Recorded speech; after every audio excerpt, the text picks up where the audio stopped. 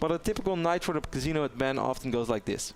Ben either wins or loses a little bit. Whatever he does, he has fun at the table. So Ben is really awesome to have at your table. That's true. Because A, he's involved in every hand. So if you ever have aces, you don't have to worry there's no caller because Ben will call. Even with Jack 3 under the gun, Ben probably raises, so it doesn't matter. But yeah, an average casino story goes like this. Ben ends up losing some money and he's like, I think I lost enough for today.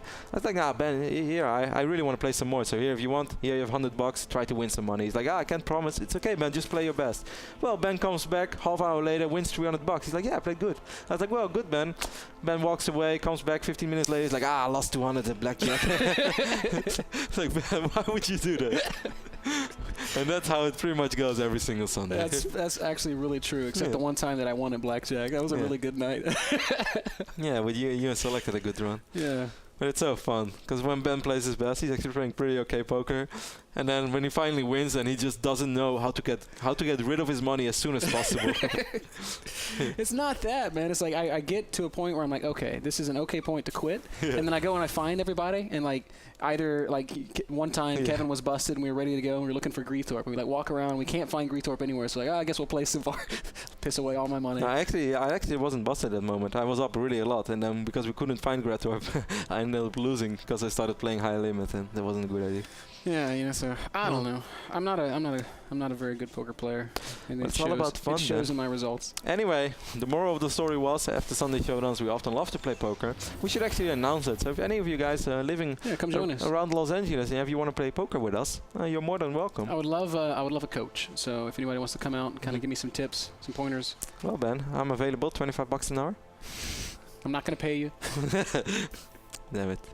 Just want somebody to be a friendly little, hey Ben, I recognize that you're terrible at this game, so I'm going to give you some help.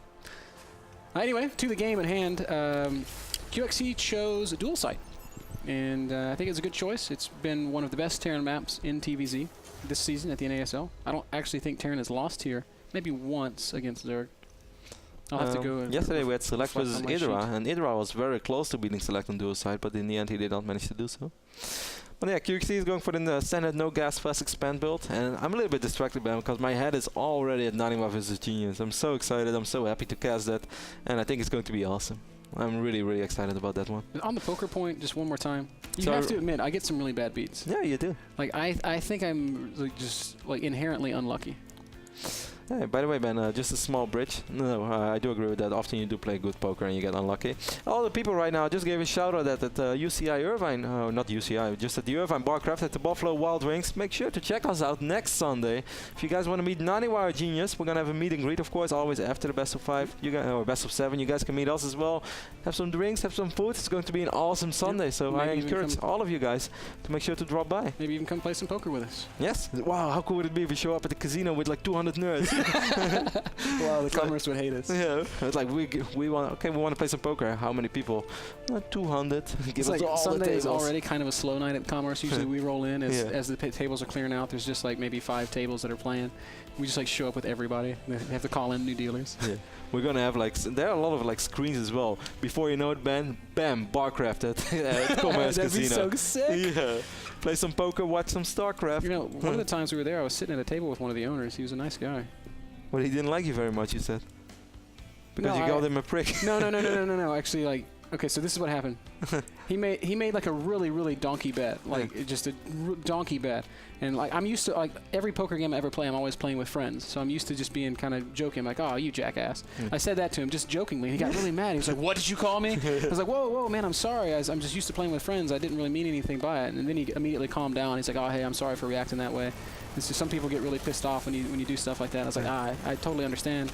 It was like my bad. I shouldn't be calling some random guy a jackass, but it was all in good fun. And after that, it was pretty cool. I love how you always make so many enemies at the poker table. Like you're like such a nice guy and you're fun to play with, but somehow everybody ends up hating you after half an hour. It sucks, man. It does. Sheth stayed gasless for a very long time, by the way, Ben, so he has a very good economy. You can see he's still gasless, just now getting all those extractors down. Wow, look at his fast third base. And we see a Banshee opening over here by QXC, Cloak Banshee opening. I would love to see him build a Raven, because it's really awesome for denying the creep spread, and it's just one of the things we talk about a little bit here and there. Sheth's delayed his lair for a really long time. I think QXC's at no real risk of running into early mutas. So a Raven would be pretty cool against what we're seeing at Sheth. And these bunker placements are getting really popular right now. These sort of like awkward bunkers behind the Vespian geysers, but they do make a lot of sense. Even though they definitely do not cover everything, they are very hard to take out. That makes even more sense in this position because it covers the ramp. So if Sheth would try to run by, and the QXC just raises those depots, and everything there gets chopped up by the units in the bunker. You think if you stand here with a lean? Maybe on like the bottomest point on the ramp? Bottomest. Definitely I just made up a new word. I was about to say, it's like, I don't know which vocabulary you're using right now, Ben. I think you're rubbing off on me, Kev. Oh, yeah, blame it on me. That's what he always does. You see, guys, great friend, that MrBitter. Cloak is almost ready. His Stim is being risked as well. You judging me really hurted my feelings. When did I judge you? Just now. What do you mean? I'm making fun of you and you didn't catch it. Why? I don't get it right now. Now I really don't get it. Because hurted is not a word either. Oh, that was very funny then. But you often say it. Heard it? Yeah. You're hilarious right now. Guys, someone please stop MrBitter. I don't think I'll be able to cast with this much fun. Anyways, we see a lot of Hellions right now from QXC working their way, working on this hatch quite a bit. And what is this Banshee going to do, Ben? There's not a single bit of, well, there's a Spore Crawl actually, but it's too close. Banshee takes a lot of damage. Damage. We're falling to pieces today. Yes. But this Banshee is going to take out quite a few drones. Spore Crawl is forced to reposition right now, but not before. Look at this little Hellion push up here. This hatchery's taking huge amounts of damage. The hatch is going to fall because there's another additional Banshee there as well.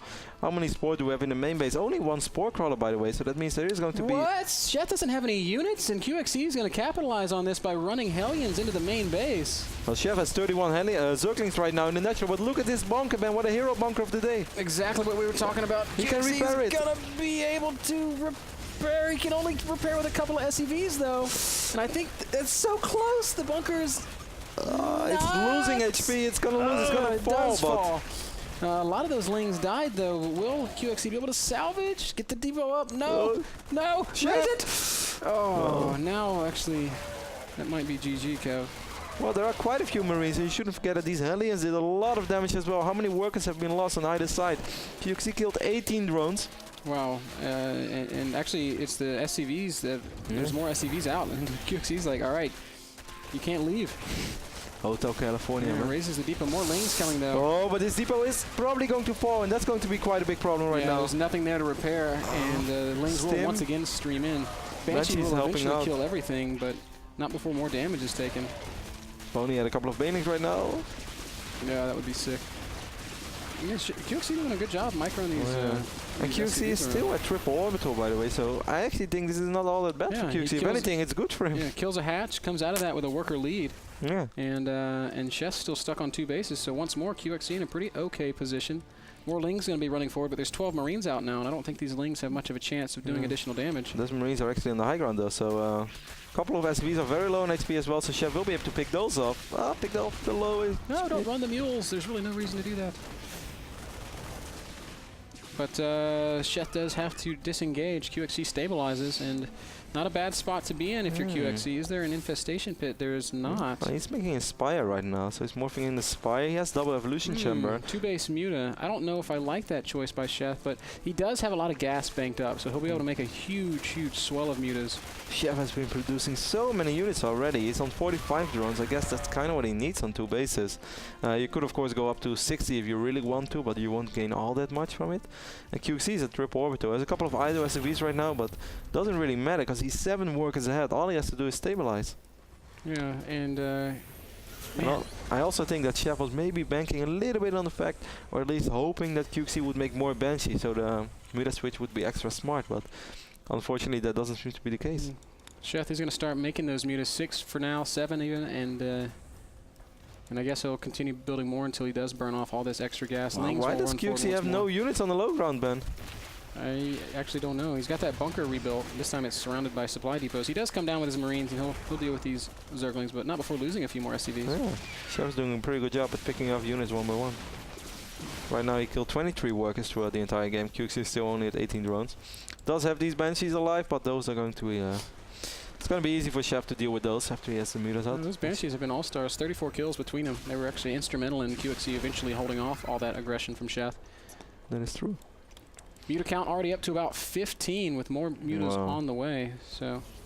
Yeah, it's going to be up to 18 meters right now. He flies in the cloak Banshee. Look at QXC, so smart. Activating cloak when he goes above creep. So he's not giving away the fact that Banshee is there. Now QXC knows there are quite a few meters on the map as well. So we can see him drop turrets immediately. Overseer's coming down though, and that's probably going to spell the end of this Banshee's reign of terror. Muta's going to fly over and knock her out of the skies. Run away, QXC! No! I think Sheth rather dealt with it in a different way instead of revealing his mutas, but what he didn't know is that this cloak Banshee already spotted the mutas. Marines running forward now for QXC. He's once again going to try to deny this expansion. QXC does a really good job of expansion denial. Once more, pretty big circling run by over here, and QXC once more pretty much moved all of his Marines out of position. Of course, he still has that hero bunker over here. These Lings are getting so many SCV kills because QXC is paying more attention to his push than he is to his natural. The third base of Sheth probably going to get cleaned up here, but not before a lot of SCVs are killed. Sheth's killed, wow, 44 workers in total. That's taken QXC all the way down to 42. And if he runs in right now with the Lings, he can actually deal with that missile. Well, not only with the missile, I thought with the bunker as well, if he would just bring in the Lings. But instead he's going to try to take care of this push. He does have Banelings, no Baneling speed, but 5 Banelings and all those mutalisks should be enough. The Lings are going to surround, and that means no escape. Well, it should mean no escape, but the Marines actually... Wow, even without all the mutalisks, Sheth deals with it. Oh, yeah, so very easily. I think he's got pretty good upgrades, doesn't he? Yeah, he's on 2-2 already. Holy hell, those are good Zerglings. And the upgrades for QXC, of course, he's got +2 attack and +1 armor with +2 finishing up. Still 2 base to 2 base. But this was going so well for QXC, and suddenly he's down 40 supply. He lost so many links to so many SCVs to all these small link pokes. Might end up losing a few more now. All the mutas. There's not many missile turrets in the main base at all, so Sheth could be really annoying with that. And he's got so many mutas, 14 mutas. There's Marines with these turrets though, so it'll be. Yeah, it's 41 Marines. But there's still maybe pick off a reactor here and there. I think the mutas could fight that little group of Marines. Not going to happen though. Right now, QXC, he's again going to be pushing out on the map, and we could take another look at that awesome surround from Sheth, man, because I think that was absolutely awesome. Yeah, let's check it out as we see the Marines poking forward onto the creep there, and Sheth goes for the big surround. I thought he was going to let the Banelings connect, but didn't end up even needing them. The Lings just cleaning up everything.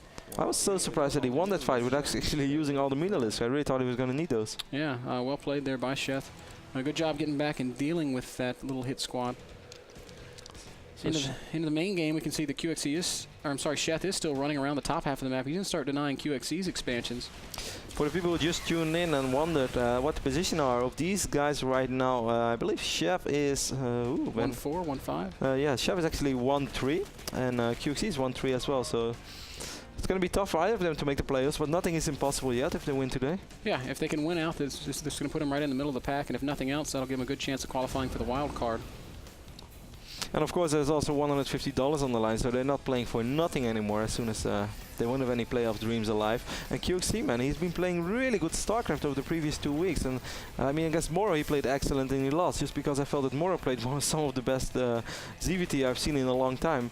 Well, this little squad won't be able to do much. And today he played really good against Sheth as well. Both games he has an advantage, but he's just not able to capitalize on it. He's not out of this one yet, though. He's down 30 supply, but if you look at the army supplies, it's only about a 15 supply difference. If he gets a really good engagement. But I'm just worried right now because he was in a much better spot. He's going to try to expand, but that's going to take a little while. Look at Sheth. He's going to have all the units over here as well. I'm not sure how many units QXC is bringing. Mutas, look at the Banelings coming in from behind. But they're stopping, and QXC actually ends up cleaning them up. So nice attempt by Sheth. Maybe he was trying to burrow those Banelings. Does he have burrow? Yeah, he does have burrow. Here we are going to have another big fight. Oh, wow. Not that big of a fight. It's just a big stomp. In fact, all of QXC's units melt away, and QXC forced to tap out. GG. Both games, QXC having a late lead, but Sheth, who definitely caught up some momentum right now in the NASL Star League, managed to win for the 2nd week on the row. Last week he took out Polt, and now he takes out QXC. Yeah, QXC showed some good form. I think you can see that he's been practicing. No, I think he's playing really good StarCraft both weeks. I think he had a lead in both games right now, but he gave it away. Small mistakes. First game not ready for the counter, and I guess the second game just not really just stabilizing. I think he didn't realize in how great of a shape he actually was. But after that first big skirmish where the Banshees did some damage, the Hellions did damage, and the Lynx did damage, it was 45 for QXC against 42 for Sheth. I'm talking about workers, of course, and triple orbital ban. That's like a dream scenario. Yeah, it was. All you have to do is just stabilize and then like slowly expand. Yeah, it's hard to be critical of somebody for being aggressive because you love seeing players push that action, but I do think QXC often gets just a little overzealous. I mean, maybe it's unfair to make that criticism, but he was, as you pointed out already, he was several times in good positions. Yeah. So keep up the good work, though, QXC. If you keep playing like that, keep building on that. I'm sure that you'll be in really strong I shape. think he's playing really good soccer right now. It happens. You can't win them all, man. At the end, only one player can win, unless you have a tie. That game was brought to us by iBuyPower, the PCs that power the North American Star League. Why are you grinning? I said, unless you have a tie, and then I realized I have a tie. I thought it was really funny. And I'm really not happy with my tie. Guy. Go on, man. I'm sorry too. I don't even know what I was going to say. You said thank you to iBuyPower for bringing us that game. We're going to play a short commercial. Maybe we can get an interview with Sheth. We're working on that right now. We'll let you know when we get back. For now, short commercial break, and then more StarCraft when we get back.